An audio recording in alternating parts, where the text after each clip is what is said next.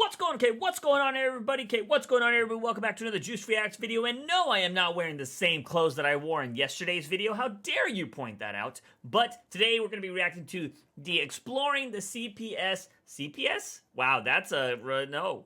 SCP. I'm sorry. I know some people come in the comments. They're like, SCP Foundation, the Global Occult Coalition. Now, I have no idea what this is. This was recommended to watch this video, so I'm going to go ahead and check it out. But of course, before we dive into this, ladies and gentlemen, if you haven't hit that subscribe button, please do so. It helps out the channel. 93% of you are not subscribed.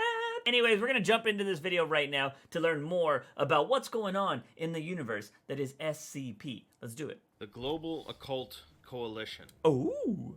One of the most common questions people ask when discussing dangerous SCPs is why doesn't the Foundation just destroy it? Mm-hmm.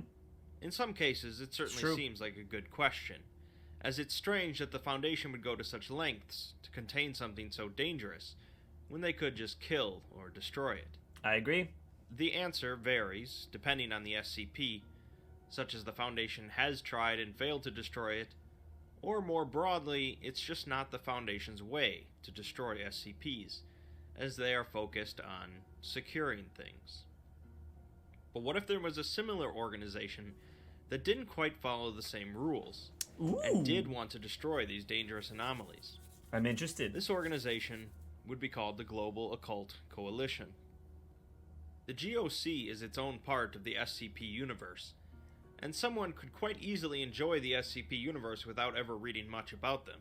Oh. However, there are a number of SCPs contained or known to the Foundation that have a link with the GOC, as well as a large number of tales related to them, far more than I could cover in this video. The purpose of this video is to just give you a solid understanding of who the GOC are and how they operate, so that you can continue learning more about them on your own. The first main event linked to the founding of the GOC occurred in 1882. Damn. When a group of German occultists managed to capture and destroy an energy entity that was being worshipped as a god by several Semitic tribes thousands of years prior. The destruction of this entity resulted in a psychic backlash in the area, causing feelings of nihilism in certain sensitive individuals, notably philosopher Friedrich Nietzsche, who wrote about God being dead, referring to the entity.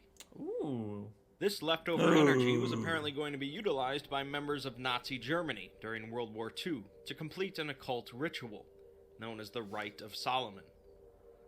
Details during this time are sparse, but the event sparked the If I ever look stupid going, oh, I'm interested in things. I love when just stories of whether it be fantasy, whether it be, you know, fiction, nonfiction, whatever. Well, obviously nonfiction, but fiction incorporate real world elements. I think it's why I love comic books so much, because they try to bring in stuff from the real world and bring it into their universe. I don't know. It's just very intriguing to me. Makes it feel a little bit more real, you know what I mean?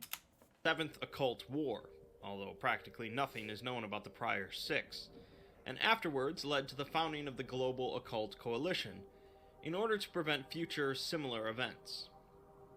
Of course, the SCP Foundation already exists during this time, but they mostly act independently of any governmental body and have very little oversight.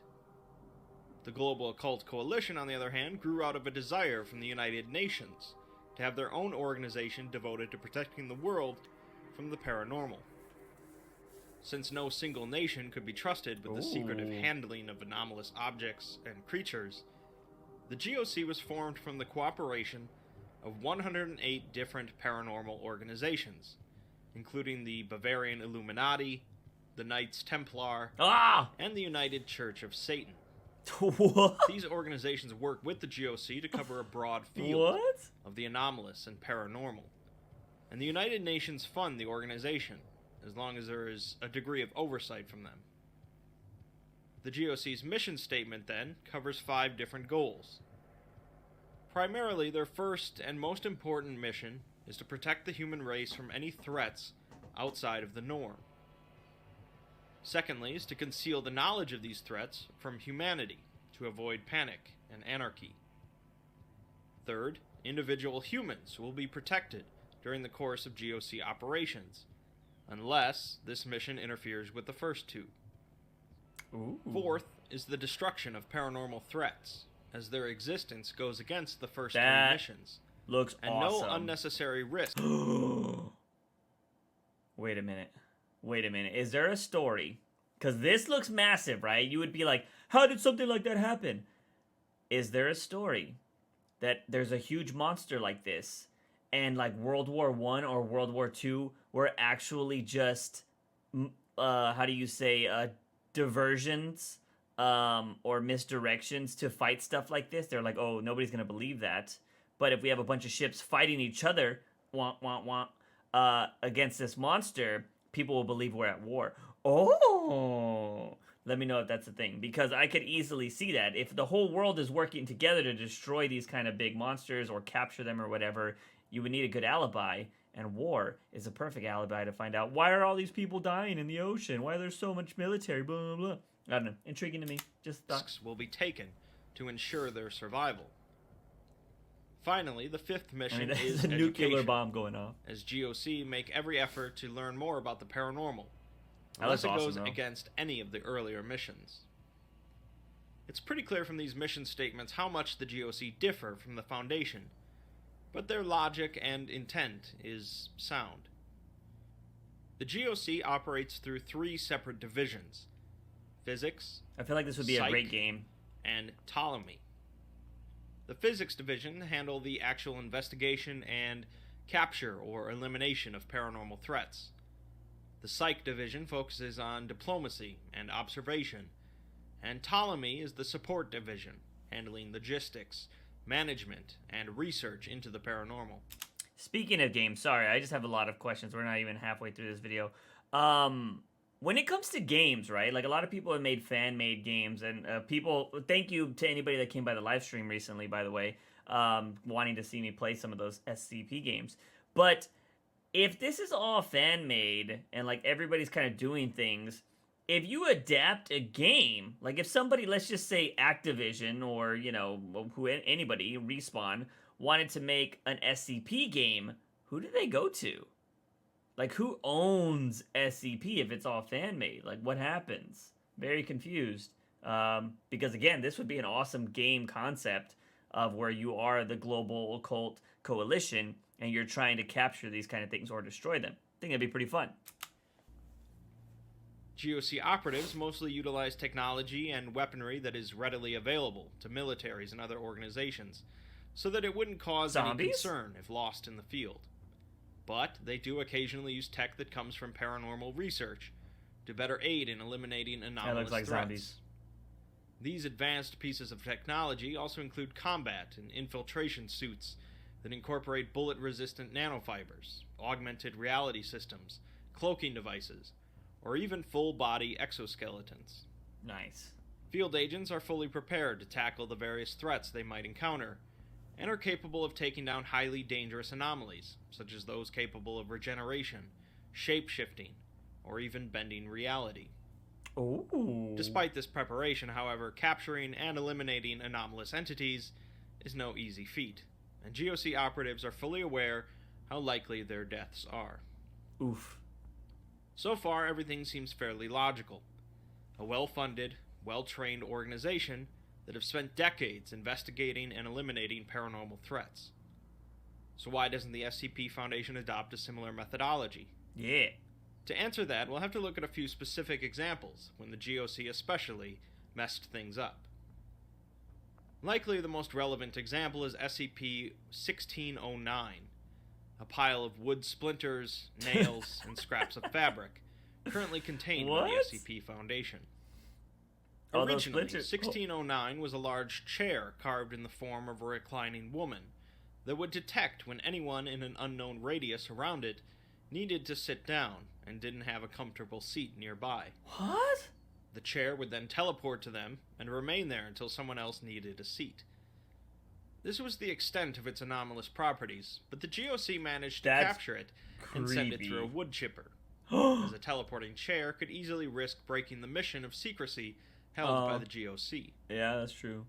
The destroyed chair killed a number of GOC personnel before suddenly appearing in an unused containment cell owned by the Foundation.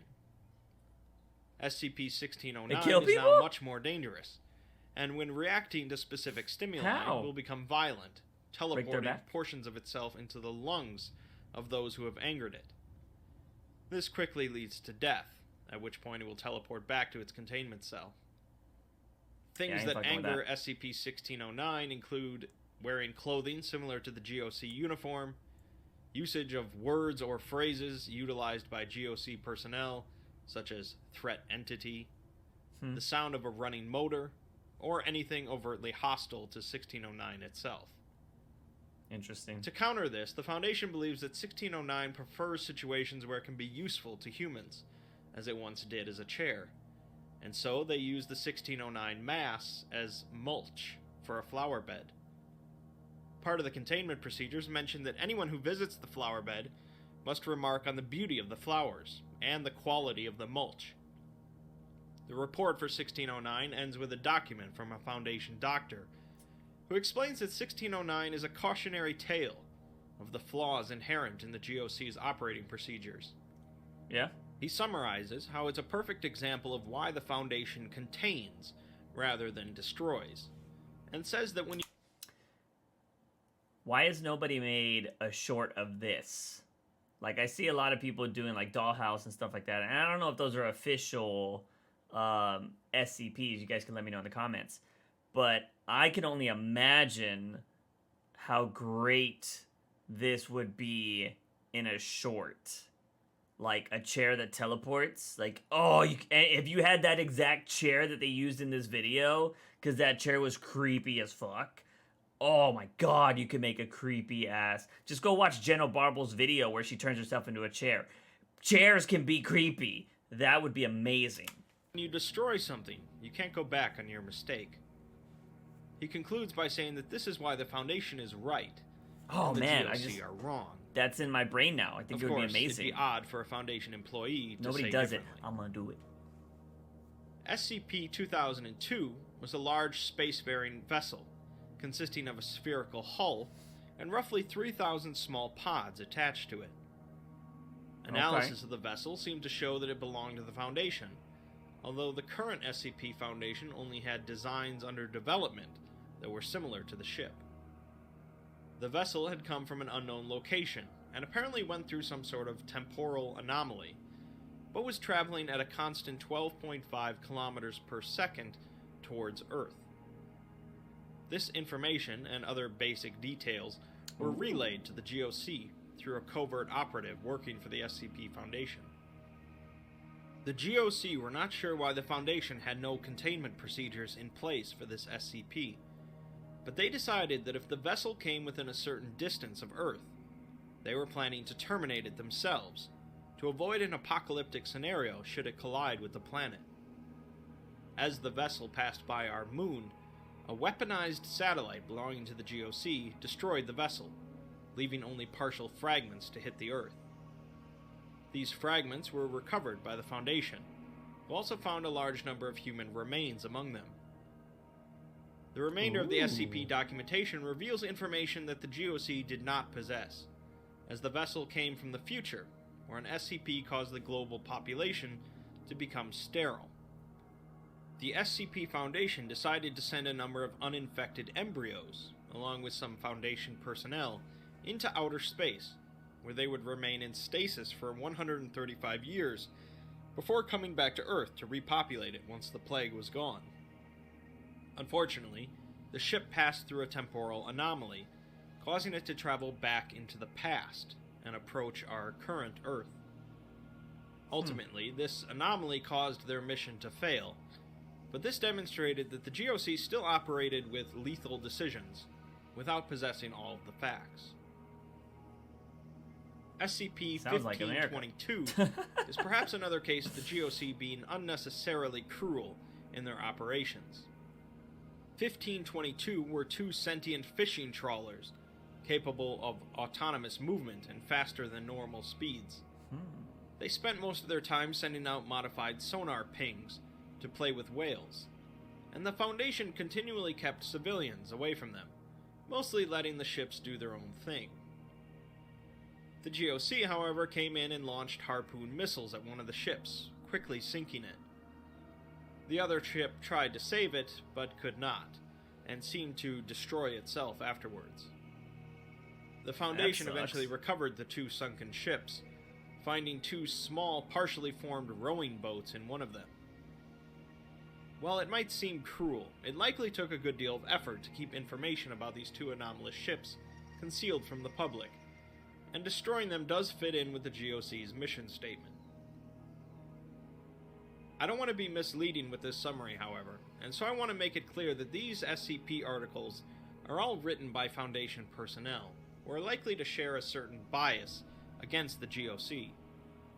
Looking at different perspectives, particularly in various tales, you find that the GOC are a bit more nuanced than just the common kill-all anomalies concept. These reports show the GOC are more than willing to negotiate with anomalous entities, or at the very least not destroy them immediately, and also aren't shy about showing the mistakes the Foundation makes. Since the concept of canon is so fluid in the SCP universe, it's understandable that you can't simply pigeonhole an organization like the GOC into a single perspective. Perhaps the GOC caused plenty of problems in their pursuit of protecting humanity by destroying the paranormal, such as in the alternate reality of SCP-1730. And perhaps the Foundation caused plenty of problems in their pursuit of containing and researching the paranormal. That's true. In closing, I hope that this has provided a good enough basis of understanding for the GOC to continue your own research. While the SCP Foundation will often paint the GOC as one of the bad guys, they have also been shown to work alongside them if need be, and there is mostly peace between the 2 organizations. In the end, if nothing else, it seems clear that the GOC exist for humanity's protection, whether we agree with their methods or not. Bada bing, bada boom. I have to say, this is pretty cool. Like I said, I think this would be an amazing game. You know what I mean? Like, I think you could fit a lot of story into this game, and you could base it around one character if you wanted to. Or, you could do kind of like the COD kind of thing where sometimes you change a bunch of characters because characters actually die in these war situations. So it might be pretty intriguing. Although I think it's easier to make a connection with one solid character. Either way, I think this would be a fun, cool game. If it existed, maybe it does exist. You can let me know. But I like this idea of this GOC because in reality, as much as there are people out there that want to protect things, there are people out there that want to destroy them. So it makes sense that there is a, yin to the yang of the freaking SCP. So I think this is pretty cool, and I like it. You know what? I'm still learning more about this universe, so I don't know which side I would rather be on. Because I am somebody that loves the idea of science, but at the same time, I don't want to die. So I can see the benefit of both of these things. So I don't know. I think it's very interesting, but I love the fleshing out of this world. And yeah, these guys seem like dicks, but at the same time, depending on what they've destroyed. I mean, some of the things they destroyed seem like weren't that bad. Like the chair is teleporting so people could sit down on it. But they want to keep that kind of stuff sealed, so I can understand that. I don't know. Intriguing stuff. I love the creativity that goes into this universe, and I think that's why I love diving deeper into this, because, again, I'm just somebody that loves the idea of creating things. I'm a writer myself, and I just enjoy this.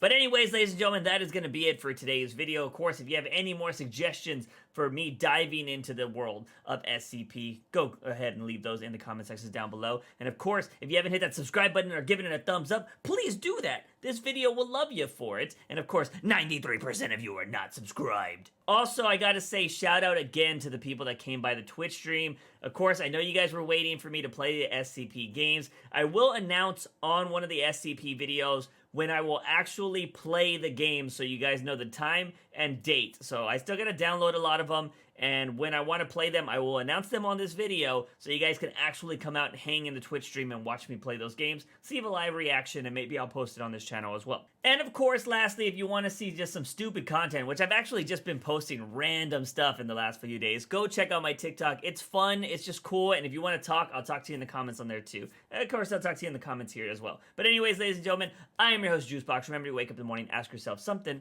I'm a daily dose of juice. See you guys next time.